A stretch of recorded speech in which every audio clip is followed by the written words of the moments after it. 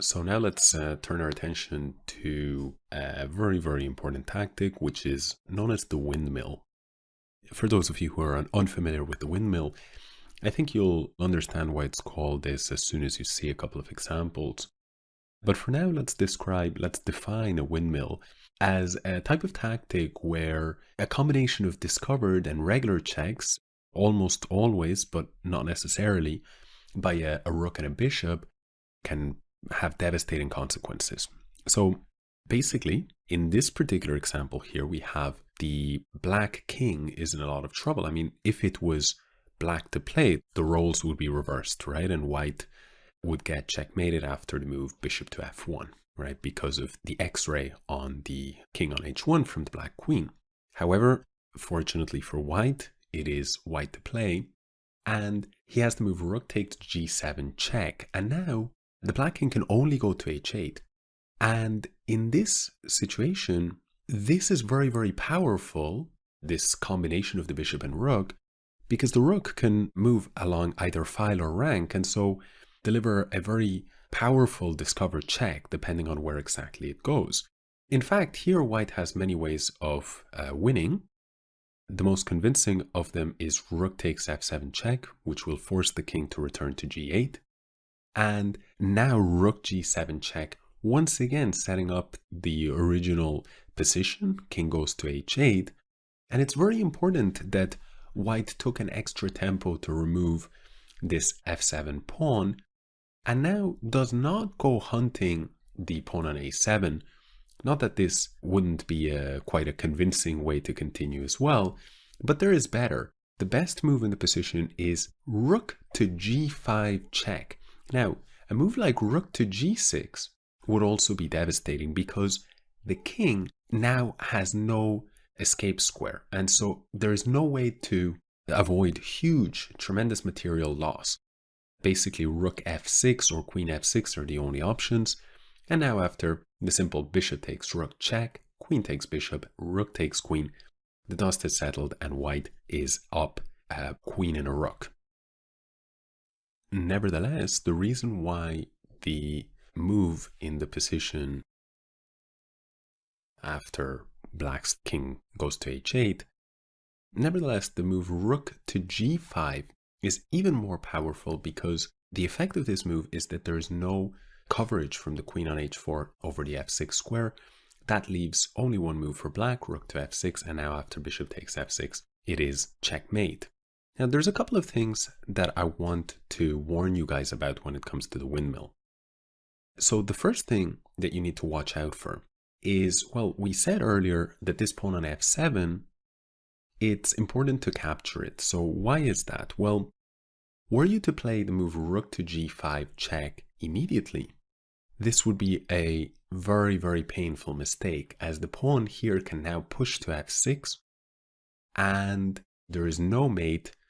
And yeah, maybe white is still doing very, very well, of course, because in this example position he started up material, but nevertheless his king is a little bit unsafe, so this would be definitely a little bit worrying for white. So that's the first thing. The second thing is, let's go to the position here, rook takes f7, king g8, rook g7, king h8. Now we had suggested rook g5, but another mistake would be, let's say, to grab this pawn here on a7. Of course, in this case, it's completely winning. But the point is that in some situations, now the rook may cover on f6 and there is no more returning to the windmill. So you have to be careful about just how many pawns you grab and that there is no good way of blocking a piece, right? And breaking the possibility of setting up the windmill again. You have to be very alert to when you'll be able to set up the windmill and when you won't. So for example, in the position, let's say here, in this original position, after rook takes f7, there is no possibility of rook f6. And it's very easy to miss that when you fast forward a couple of moves. And now if white takes another pawn, suddenly this option exists that didn't before. Now again, in this particular case, it doesn't save black, but in other variations, in other positions, it may very well save black. Now, there is another technique that you should be familiar with, And that is the move rook to g8, creating a discovered check from both the bishop on b2 and the rook on g8. So this is most of the time extremely powerful, right? And if we take this position and we slightly tweak it, right? Let's say, for example, rather than the queen being on h4, I'm going to go ahead and transfer the queen to d8. So let's do that now. So in this position, by far the best way of continuing would be rook g8 check, double discovered check, so king must take the rook, and now queen to g1 with check and in fact mate to follow. And it wouldn't even have to be with a queen. A rook would also lead to mate. Black can postpone the checkmate for a couple of moves with bishop to g4 or queen to g5, but eventually this situation is going to arise.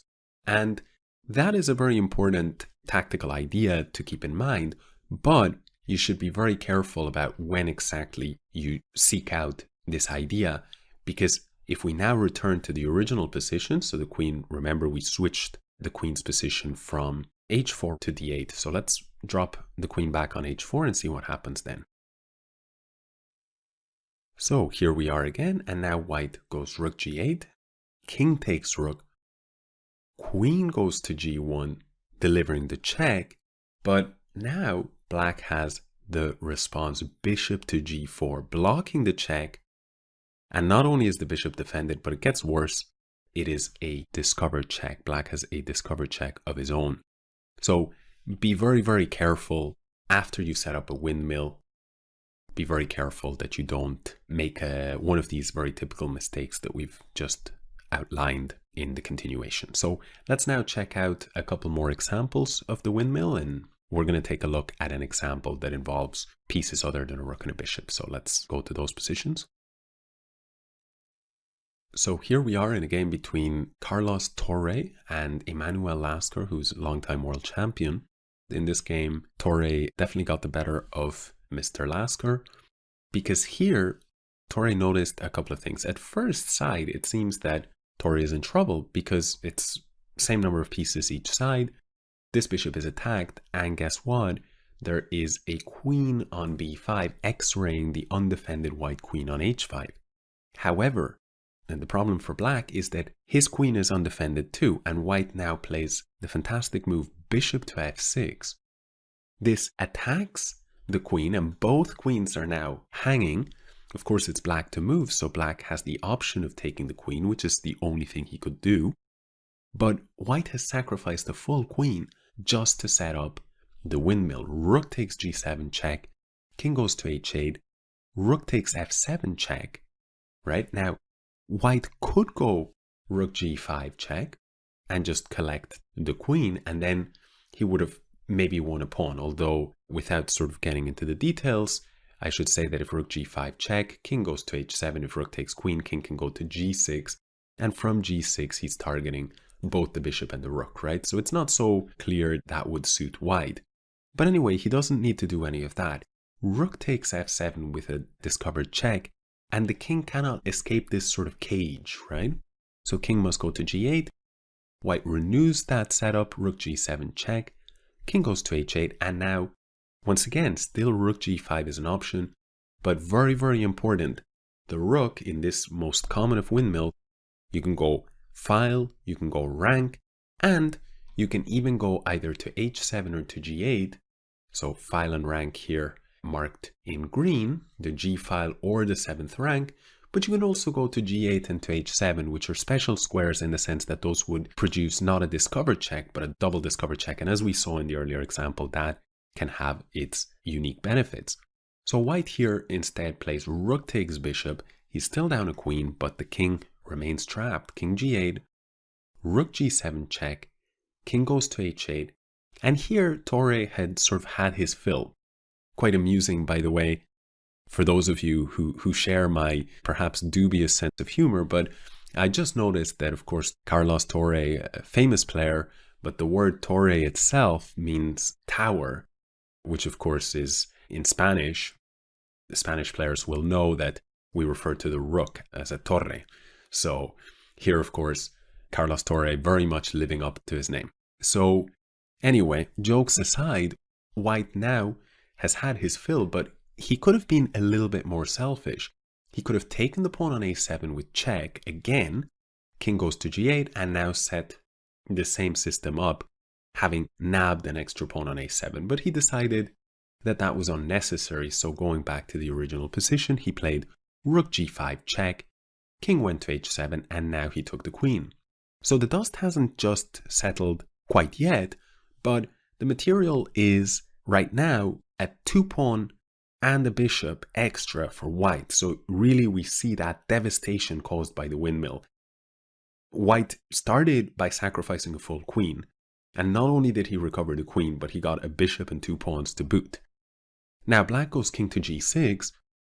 With this double attack mentioned earlier, white drops the rook back to h3, king takes f6, rook takes h6 check, picking up a third pawn having given up the bishop, king g5, and simply rook h3. The rook is back and safe. The dust has completely settled. White is 3 pawns to the good. Lasker struggled on for a few more moves and then resigned. So, okay, that's the second example. Let's now move on and take a look at another couple of examples. Okay, here's the final example of the conventional, let's say, or the typical windmill. And once again, the knight is attacked here on g5. Now you could move the knight, but instead rook to c7. Very, very strong move here, leaving the knight en prise. And the problem for black is that he cannot actually prevent the overloading on this point on g7 because the knight on g5 does a fantastic job of covering the f7 square, meaning that there is no option for black to block with rook f7. So black sort of grudgingly accepts the knight, the sacrifice, rook takes g7 check, and once again, here we have the windmill. One thing worth mentioning, you always should make sure that the king must step into the desired square rather than a situation where you try and go for the windmill, but king f8 is the response, and then you're down a piece for very little. King goes to h8, rook takes a7 check, king g8, rook g7 check once again. King h8, of course, another logical consequence of this type of windmill is that, let's imagine you cannot get back your material, you've sacrificed a lot and you cannot get it back. Oftentimes, even if you can't get a win as a result of a windmill, you may very well be able to force a perpetual simply by going, in this case, rook on over, let's say, to a7, king g8, and rook back to g7. Now, one detail in this particular position, because the h7 square neither has a black pawn nor is covered by more than the white rook, so white has to be very careful. After a move like rook takes g5 in this position, the windmill can no longer be set up because king h7, rook g7, if only black had a pawn here on h6, then he'd be forced to go back to h8. But that is not the case, so after king h6, the windmill is broken. Now, this is exactly how the game proceeded, and white was perfectly fine with this. In fact, it should be noted, rook g7 is a very nice, what we call a finesse, because if we notice, this knight on g2, white would love to take the knight and would also love to take the bishop. So in this position with white to play, he can choose to take one or the other. But if he takes the bishop immediately, then this knight can move to e1. So the reason why it's a very nice finesse to go rook g7 check is that now after king h6, rook takes g4, black now has to worry about bishop to g7, picking up the rook. And so as a result, he was forced to play the move king to h5, hitting the rook and sidestepping the threat of bishop to g7. That's the only way to save the knight on g2, but the king on h5 is not ideally placed either. White now played rook to d4, and whether or not white will pick up this knight in full or whether it'll be able to escape remains to be seen, but he collects this pawn on d5 to boot with check, and at this point actually black had had enough and resigned. So that is it as far as the conventional windmill or the typical windmill examples. Let's take a quick look at example to not exclude the possibility of a knight and a rook combining to create a windmill. So Let's take a look at that to wrap up our look at the windmill.